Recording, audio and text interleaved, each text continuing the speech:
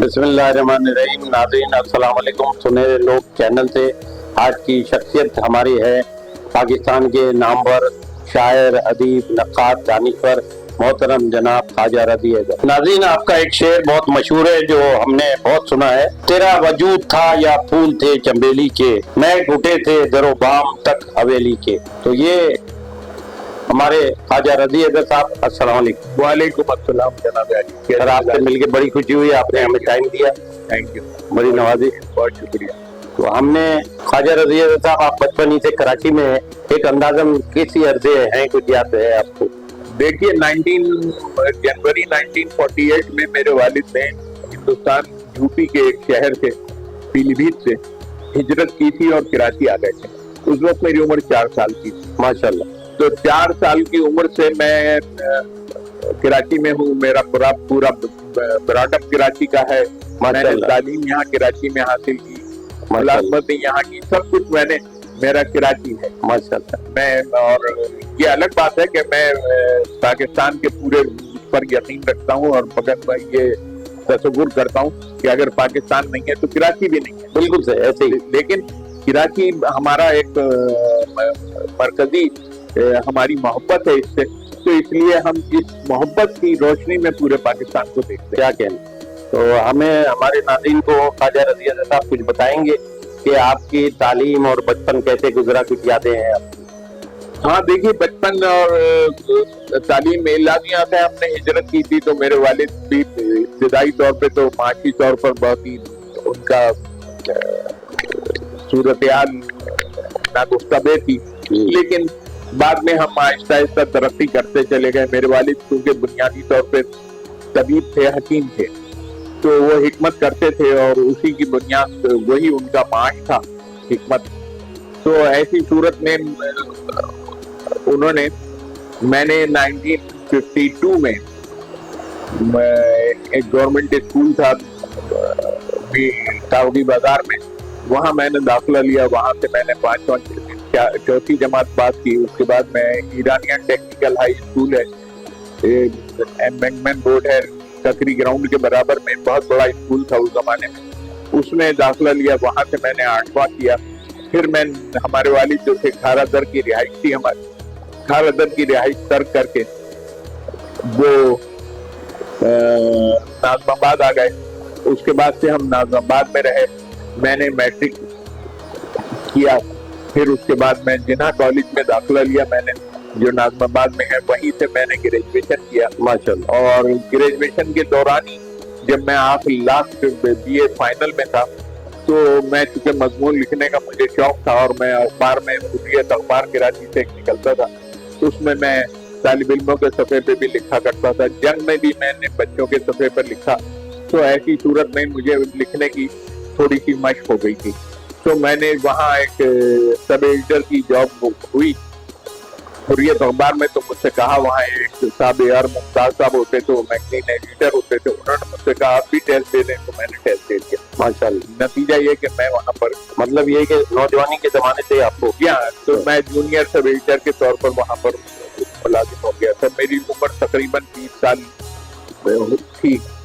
तो उसके बाद मैं हुर्रियत अखबार में 15 साल मैंने काम किया। क्या मैं जब वहाँ पर सिटी एडिटर था, तो उस वक्त कायदे-आज़म एकेडमी बन चुकी थी। मेरी एक किताब 1976 में कायदे-आज़म पर, कायदे-आज़म के 72 साल चाहे हुई थी, जो बड़ी मारूफ हुई और अब तक उसके तकरीबन 7 एडिशन चाहे हो चुके हैं।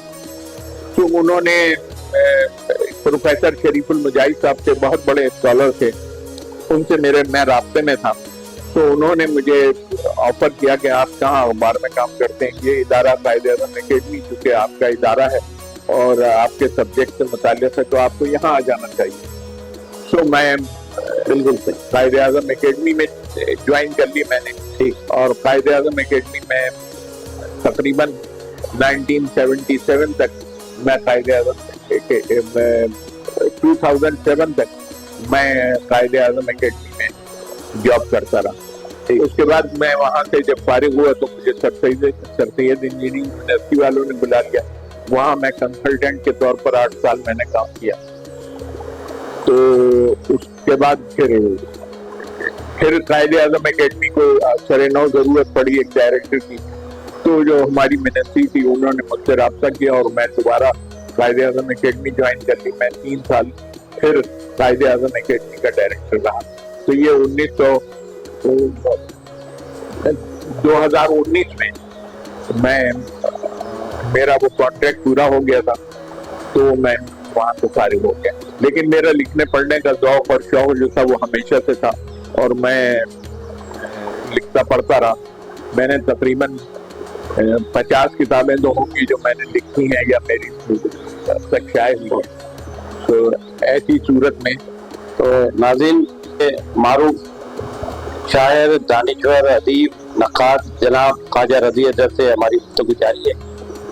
انشاءاللہ وقفے کے بعد دوبارہ ملاقات. آپ نے کراچی یونیورسٹی سے اردو میں ایم اے کیا. جی ہاں.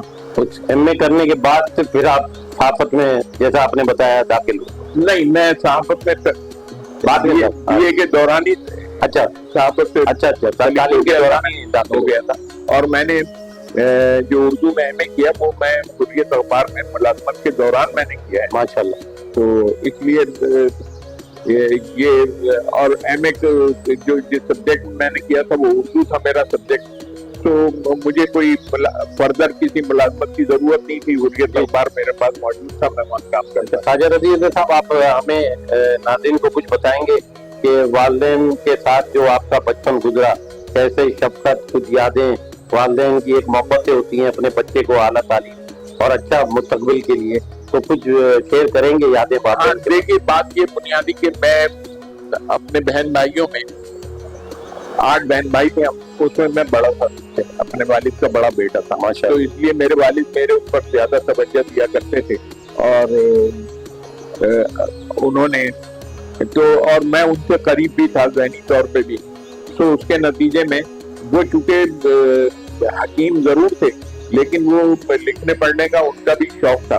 وہ حدیث اور فقہ پر اور اسلامی تاریخ پر انہوں نے بہت کام کیا ہے. ان کی تقریباً 27-28 کتابیں ہیں جو شائع شدہ موجود ہیں. تو ہمارا خانوادہ پورا کا پورا علمی خانوادہ تھا. میرے دادا بھی مصنف تھے، میرے پردادا بھی مصنف تھے، پردادا کے باپ مولانا محمد طیب صورتی وہ بھی مصنف تھے. تو اس طرح سے یہ لیگیسی کے طور پر یہ لکھنا پڑھنا ہم مجھ تک پہنچا تھا. تو میں لکھنے پڑھنے کی طرف راغب باہر، میرے والد میری رہنمائی کیا کرتے تھے. میں کبھی کوئی چیز نہیں لکھتا تھا انہیں دکھاتا تھا. کیا کہنے مطلب رہنمائی حاصل کیا. خواجہ رضی اظہر صاحب، آپ یہ بتائیں گے کہ آپ کا باقاعدہ طور پہ شاعری کا آغاز کب ہوا اور کیسے ہوا؟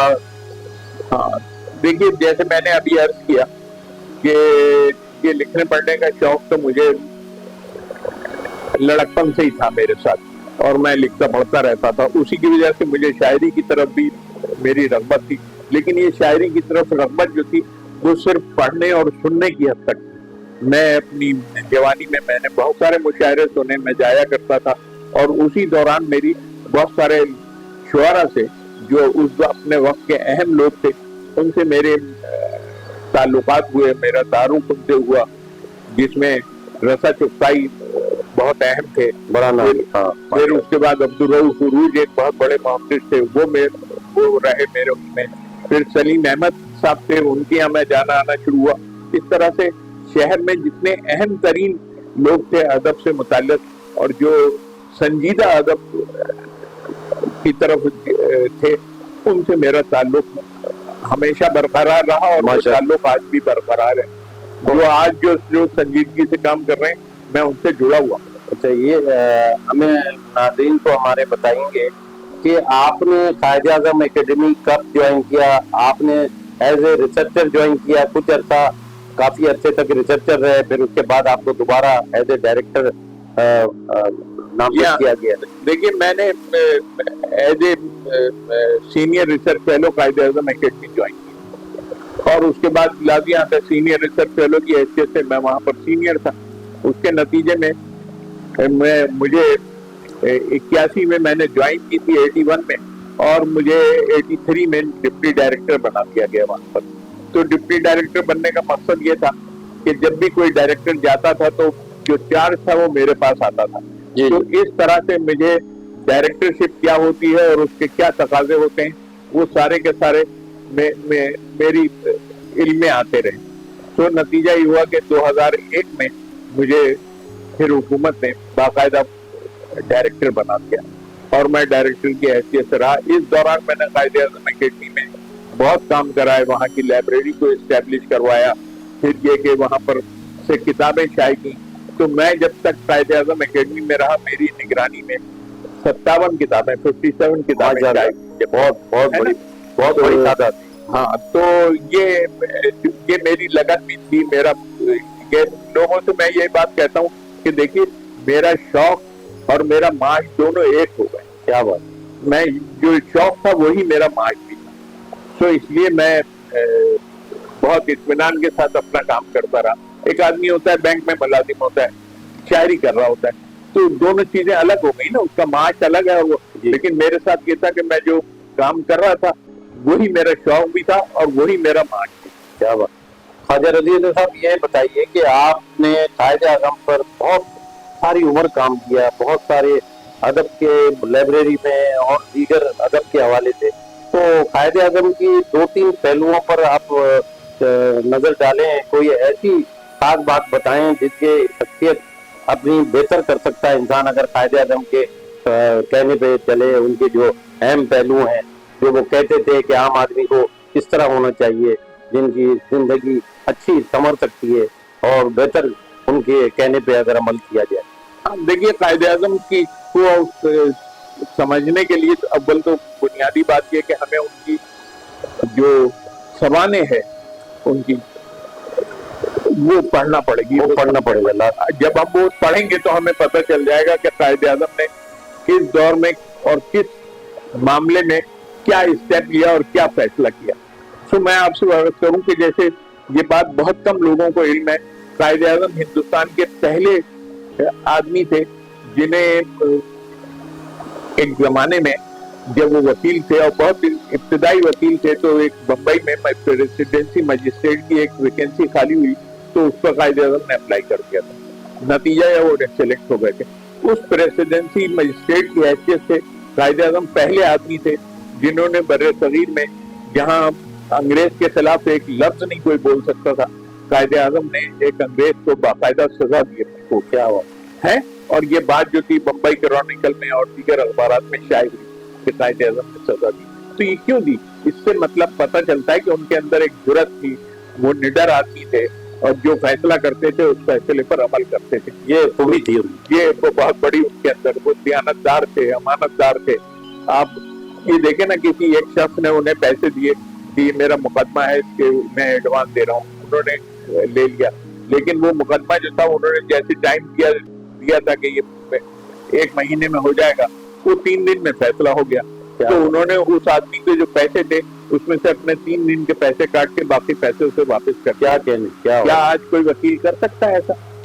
ये कायदे-ए-आज़म का बहुत बड़ा एजाज था। फिर ये कायदे-ए-आज़म वो आदमी थे, आज आप देख रहे हैं हमारे हुक्मरां हैं और दूसरे लोग हैं, ये सब लोग जो हैं ये जाती जो आसाइश और जाती जिंदगी को बेहतर बनाने की फिक्र में रहते हैं। कायदे-ए-आज़म ने बहुत शानदार जिंदगी गुजारी, ऐसी जिंदगी जो थे वो बरतानिया के लॉर्ड्स गुजारते थे वैसी जिंदगी, जैसा वो सूट पहनते थे, जैसे वो कपड़े पहनते थे, जैसी उनकी रिहाइश थी, जैसी गाड़ियां इस्तेमाल करते थे, वो सब आला दर्जे की चीजें थी।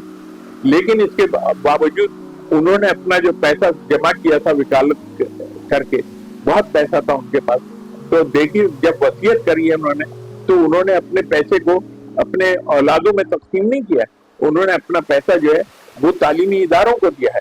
उन्होंने सिंध मदरसे के लिए अपनी वसीयत में पैसा रखा, उन्होंने अरबिक कॉलेज दिल्ली के लिए पैसा रखा, उन्होंने अलीगढ़ मुस्लिम यूनिवर्सिटी के लिए पैसा रखा, उन्होंने पेशावर यूनिवर्सिटी के लिए पैसा। एक मिसाल है कि वो तालीमी इदारों को भी पैसा उन्होंने दिया, अपना उसको अपना पैसा नहीं तसव्वुर करते थे, उनके पास जो पैसा था उसको भी वो कौम का पैसा तसव्वुर करते थे, इसलिए कौम को लौटाना था। नाज़रीन, ये थे हमारे कायदे-ए-आज़म मोहम्मद अली जिन्ना, जिनका जिक्र कर रहे हैं ख्वाजा रज़ी अहद साहब, जो कई अरसे तक रिसर्चर रहे हैं, कायदे-ए-आज़म अकेडमी में डायरेक्टर रहे हैं, और ये चंद उसूल थे कायदे-ए-आज़म की कामयाबी के, जो उन्होंने हमारे पाकिस्तान बनने के बाद हम लोगों ने अपनाया नहीं, आज ये पाकिस्तान के बुरे दिन हमें देखने पड़ रहे हैं। आइए ख्वाजा रज़ी अदर से हम कुछ शेर सुने, उनकी जो मकबूल शेर हैं जिनकी वजह से ख्वाजा रज़ी अदर पहचाने जाते हैं। बहुत सारे शेर हैं जो उनके मकबूल हैं और लोग बहुत पसंद करते हैं। तो हम गुजारिश करेंगे ख्वाजा रज़ी अदर साहब से अपने कुछ अशार हमारे नाज़रीन को सुनाएं। बहुत शुक्रिया। बात यह है कि जैसा मैंने अर्ज किया कि मैं शायरी जो था मेरा एक सानवी शौक था, बुनियादी शौक तो रिसर्च था, तो लेकिन मुझे चूंकि मौजूद तबा था और मुझे शायरी से रग़बत भी थी बहुत, तो मेरे एक सीनियर साथी होते थे हुर्रियत अखबार में, अब्दुर्रऊफ उरूज, बहुत बड़े शायर थे, बड़े मुहक्किक़ थे खुद भी। उनसे मैंने इब्तिदान इस्लाह ली अब्दुर्रऊफ उरूज से, और फिर मेरी शायरी का आगाज हुआ। मैंने बहुत सारे, मेरे 3 मजमुए अब तक शायरी के छप चुके हैं। एक पहला मजमुआ बेदियार शाम है, बेदियार शाम है, दूसरा गुमागश्त है, तीसरा लफ्ज़ पोशीदा नहीं होते। 3 मजमुए मेरे शाये हो चुके हैं। चौथा मजमुआ है इन दिनों इशाअत के लिए तैयार है, वो करीब छप जाएगा। अब जहाँ तक शायरी का सवाल है, तो हमारे मैं इधर उधर से तो क्या सुनाऊंगा, लेकिन जैसे मैं कुछ शेर सुना दूं आपको कि वक्त अजीब आ गया, वक्त अजीब आ गया, मनसबो जाह के लिए, मनसबो जाह के, साहिब दिल भी चल पड़े तख्तो कुलाह के लिए। वाह वाह वाह, साहिब वक्त अजीब आ गया मनसबो जाह के लिए, वाह वाह, साहिब दिल भी चल पड़े तख्तो कुलाह के लिए। मेरी तरफ भी देखना, उसकी तरफ भी देखना, मेरी तरफ भी देखना, उसकी तरफ भी देखना। कत्ले अना की शर्त है उससे निबाह के लिए, उससे निबाह के लिए। कत्ले अना की शर्त है, क्या कहना, उससे निबाह के लिए। और मेरे गनी में सुर्ख रूह अरसाए सच शिकस्त में, कोई नबीद सरखुशी मेरी सिपाह के लिए। वाह वाह वाह। देखिए, अब ये शायरी जो है ना, ये बिल्कुल एक संजीदा शायरी। आज जो हमारी यहाँ शायरी हो रही है ना, ये सारी की शायरी, बेशतर शायरी जो है वो इत्तिबाई शायरी है। लोग जो है उन्होंने बड़ी हकीकतों को, जो अनफस व आफाक से मुताल्लिक बड़ी हकीकतें, उनसे नजरअंदाज कर दिया है और सानवी तौर पर और जाती तजर्बे की बुनियाद पर वो शेर लिख रहे हैं। इसी वजह से शायरी जो है वो उस तरह की शायरी नहीं आ रही जैसा कि अजीज हामिद मदनी की शायरी थी, जैसे सलीम अहमद की थी, जैसे मुनीर नियाज़ी, वो शायरी अब नहीं, जैसे शहजाद अहमद की थी, जैसे आपके अहमद नदीम कासमी की थी, फैज साहब की थी। तो उस शायरी को हमने, ना हमारा नया आदमी जो है उस शायरी को पढ़ता है, ना वो उस शायरी से किसी किस्म का सीखने की कोशिश करता है, बल्कि वो सिर्फ और सिर्फ अपनी मासिर शायरी को पढ़ता है और उसी शायरी की बुनियाद पर शेर लिखने की कोशिश करता है। बिल्कुल ऐसे। तो वो शायरी सतही हो गई है। बिल्कुल। ख्वाजा रज़ी अदर साहब, तनकीद आपका शोबा है और आज का अदीब जो तकलीद कर रहा है, क्या वो आप उससे मुतमईन है? हाँ, देखिए, मुतमईन होने की बात यह है कि बुनियादी तौर पे जो लिख रहा है वो मुतमईन है, तो समझ लें बहुत ही बड़ी बात है। अमूमन ये होता है, आदमी काम करता है तो आपकी शोहरत जो है वो तनकीद इस्लाम के हवाले में बड़ा नाम है। मैंने सलीम अहमद पे 250 सफ़ात की मेरी एक किताब मौजूद है। वो बड़े नक़ाद थे, बड़े शायर थे। इसी तरह से मैंने एक मजीद अमजद नज़्म के, जदीद नज़्म के बहुत बड़े शायर थे, उन पर भी एक किताब मैंने लिखी है, कोई 400 सफ़ात की किताब है, वो मैंने मुरतब की है। वो काम किया है। तो इसकी वजह से तनकीद पढ़ने की वजह से मेरे अंदर खुद एक यानी खुद एहतसाबी का अमल आ गया कि मैं जो कुछ लिखता हूँ, शेर में लिखूं या नस्म में लिखूं, उसे मैं बहुत खंगाल लेता हूँ, उसे बहुत देखता हूँ कि आया ये चीज जो है ये मियारी है या नहीं है। तो इस एतबार से अगरचे वो मेरा काम कम है, लेकिन इसके बावजूद वो उस पर लोगों की निगाह है, जैसा कि आपने खुद कह दिया कि आपने तनकीद बहुत लिखी है। तो ये है। तो आपने तहरीक पाकिस्तान के बहुत सारे रहनुमाओं पे काम किया है, اور میں سمجھتا ہوں کہ خاص طور پر چودھری رحمت علی راجہ صاحب محمود آباد اور کچھ لیڈران تو ہم چاہیں گے کہ اس کی کچھ تفصیل بتانا دیکھیے یہ بات یہ کہ جب میں تحریک پاکستان پر اور قائد اعظم پر کام کر رہا تھا اس دوران میری علم میں بہت ساری چیزیں آتی رہی اور میں وہ ایک طرف کو کرتا رہا کہ مجھے بعد میں ان پہ کام کروں گا. تو میں نے جیسے پہلی کتاب جو تھی وہ قائد اعظم خطوط کے آئینے میں میری ایک کتاب آئی قائد اعظم کے 72 سال کے بعد. وہ اسی لیے آئی کہ میں نے قائد اعظم کے خطوط جو تھے ایسے جو کسی موضوع سے متعلق تھے کسی مسئلے سے متعلق تھے ان کو ایک طرف کو رکھا تھا. پھر ان کا میں نے ترجمہ اردو میں کیا اور میری کتاب جو تھی وہ 400 صفحات کی ہے قائد اعظم خطوط کے آئینے میں. اس کے بعد میں نے قائد اعظم کی جو بیوی تھی رتی جناح جو فارسی عورت تھی اسے قائد اعظم سے نے اسے مسلمان کیا باقاعدہ. پھر اس سے انہوں نے نکاح کیا. وہ ان کے نکاح میں رہی تقریباً 11 سال اس سے اس کا تعلق رہا ساتھ رہا. سو اس پر اس کے بارے میں معلومات بہت کم تھی. تو میں پہلا آدمی تھا جس نے رتی جناح پر ایک 200 صفحات کی کتاب. بہت اہم بات ہے. وہ کتاب میری بڑی معروف ہوئی. اس کے کئی ایڈیشن ویلکم بک کورس سے چھپے. پھر اس کے بعد مجھ سے کراچی یونیورسٹی میں پاکستان اسٹڈی سینٹر کے ڈائریکٹر تھے ڈاکٹر سید جعفر احمد. انہوں نے کہا کہ اس کو انگلش میں کر لیا جائے. تو میں نے اس کا انگلش ٹرانسلیشن کیا جس کو مختلف لوگوں نے دیکھ کے ایڈٹ کر. اور ظاہر ہے وہ پاکستان سے باہر بھی پھر گئی. جی ہاں وہ بہت پڑھی گئی کتاب میری. جب وہ پڑھی گئی کتاب تو اس کے بعد مجھ سے آکسفورڈ یونیورسٹی پریس امینہ سید صاحبہ تھی وہاں پر. انہوں نے کہا کہ یہ کتاب ہم آکسفورڈ یونیورسٹی پریس سے شائع کرنا چاہتے ہیں تو اگر آپ نے ان کو رائٹس نہیں دیے تو ہمیں اجازت دے دیں. تو میں نے انہیں دے دی. تو وہ میری کتاب پھر آکسفورڈ یونیورسٹی سے رتی جناح ٹولڈ اینڈ انٹولڈ اسٹوری شائع ہوئی. جو اس کے بھی آکسفورڈ یونیورسٹی پریس سے 6-7 ایڈیشن شائع ہوئے اور پوری دنیا میں وہ پھیلی. تو اس طرح سے میں نے شخصیات پہ بھی کام کیا. جیسا کہ آپ پاکستان کے تمام شعراء کو بہت اچھی طرح جانتے ہیں اور پاکستان میں ماشاءاللہ آج کل بہت شعراء کافی شعر اور نظم اور غزل کہہ رہے ہیں. تو میں یہ جاننا چاہوں گا ہمارے ناظرین جاننا چاہیں گے آپ کی نظر میں کون سے ایسے شاعر ہیں جو آپ سمجھتے ہیں کہ بہتر نظم اور غزل کہہ رہے ہیں. ایک چند نام. دیکھیے یہ آپ نے جو سوال کیا نا اس کا جواب بڑا متنازع ہو جائے گا جو آپ کی نظر میں ہر ایک کا ایک اپنا. تو اسی لیے میں جو ہوں نا عموماً جو مرحومین ہیں ان کے بارے میں زیادہ بات کرتا ہوں کیونکہ یہ جو ہے نا نیا آدمی میں آپ سے کہہ دوں اس وقت جیسے سب سے اہم ترین آدمی میں جو نظر آتا ہے مجھے ادبی منظر پر اور جو اب تک فعال ہے بہت وہ پروفیسر سحر انصاری. کیا بات ہے نا. تو بلا شبہ وہ بہت ہمیں نئی نسل کو بھی ان سے سیکھنا چاہیے انہیں پڑھنا چاہیے. پھر افتخار عارف ہیں. پھر ڈاکٹر پیرزادہ قاسم رضا صدیقی ہیں. بالکل صحیح. انور شعور ہیں. یہ سب لوگ بہت اہم لوگ ہیں. تو ہماری موجودہ جی ہاں ہماری نئی نسل کو ان سے جڑنا چاہیے ان سے سیکھنا چاہیے ان سے معلومات حاصل کرنا چاہیے. بالکل بالکل درست فرمایا. خواجہ رضوی صاحب یہ بتائیں کہ آپ کی نظر میں دنیا میں جو اردو شاعری ہو رہی ہے وہ کس قدر مقبول ہے اور کس قدر بہتری کی طرف جا رہی ہے یا زوال پذیر ہے. دیکھیے پوری دنیا کا مطلب پاکستان آ جاتا ہے ہندوستان امریکہ برطانیہ. دیکھیے تو اردو میں تو شاعری ہر جگہ ہی.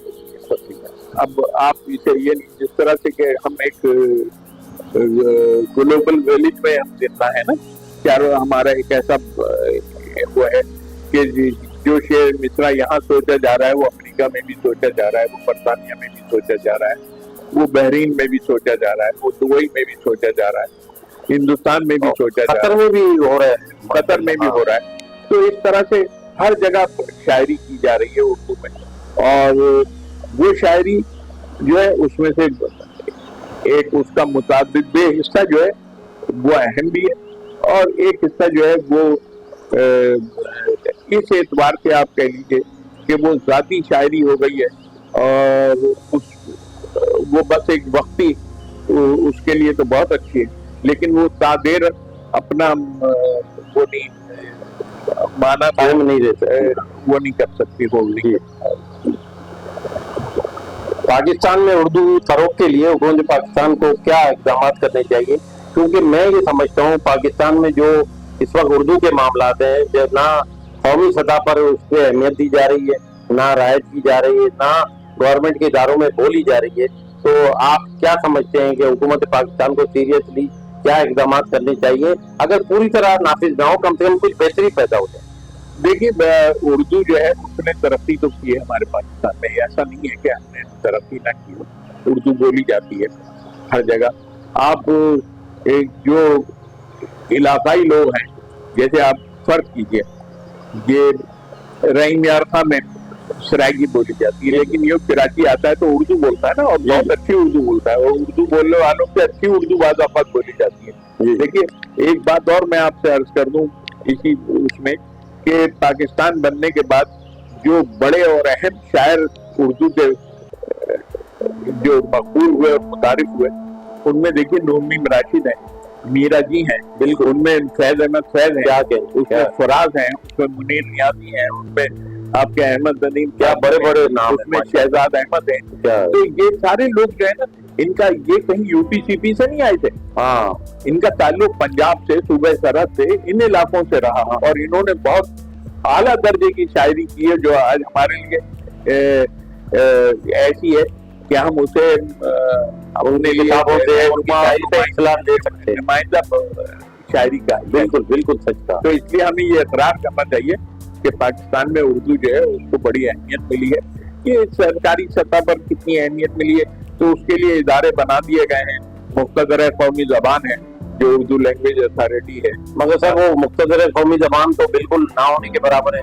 अब एक और इदारा उनसे मिला दिया गया है और काम इतना नहीं हो रहा है जो हमने मतलब मालूमात की। हाँ, लेकिन ये कि बहरहाल ये इन इदारों ने बड़ा काम किया है। अपनी मुख्तदरा की पुरानी किताबें जो देखें आज से एक 10 साल पहले तक की, तो उसमें आपको दफ्तरी इस्तिलाहात जो हैं उसके बारे में पूरी लुगत मौजूद है, और दूसरे कानूनी इस्तिलाहात हैं उनके बारे में लुगत मौजूद है। तो ऐसी सूरत में काम तो हुआ है। ये अलग बात है कि हमने उसे अपनाया नहीं है ना, तो अमल नहीं किया, काम हुआ है और हमने उसे अपनाया नहीं है। तो हमें यकीनी तौर पर उर्दू को अपने रोजमर्रा के मामलात में अपनाना चाहिए। बहुत सारे लोग हैं जो गलत उर्दू बोलते हैं। जैसे मैं आपसे एक बात अर्ज कर दूं, आप किसी के पास जाएं तो आपका बेटा अगर साथ में है तो आप उसके लिए कहेंगे कि ये मेरे साहबजादे हैं, तो ये गलत है। आप जब कहेंगे ये मेरा बेटा है, वो जो जिससे आप मुतारिफ करा रहे हैं वो कहेगा कि आपके साहबजादे हैं। बिल्कुल ऐसे। ये ऐसा तो नहीं है ना कि आपने अपने आप को पहले साहब बना लिया, उसके बाद उसे साहबजादा कर दिया। तो इस तरह की गलतियां आम बोलने में है, और हम उन्हें करेक्ट नहीं करते हैं। हमें करेक्ट करना चाहिए उनको, ताकि ये कि बेहतर और अच्छी उर्दू हमारे सामने आ सके। वैसे भी आप देखिए, अब जैसे हिंदुस्तानी फिल्में हैं उनमें जो उर्दू बोली जाती है, तो बहुत बड़ी बात है कि उर्दू बोली जाती है, और बड़ी बाकायदा अभी तक बोली जा रही है। हालांकि हिंदुस्तान में इतना जुल्म हो रहा है, बर्बरियत है, उसके बावजूद उर्दू अपनी जगह कायम है, और उसमें काम भी हो रहा है उर्दू में वहाँ पर।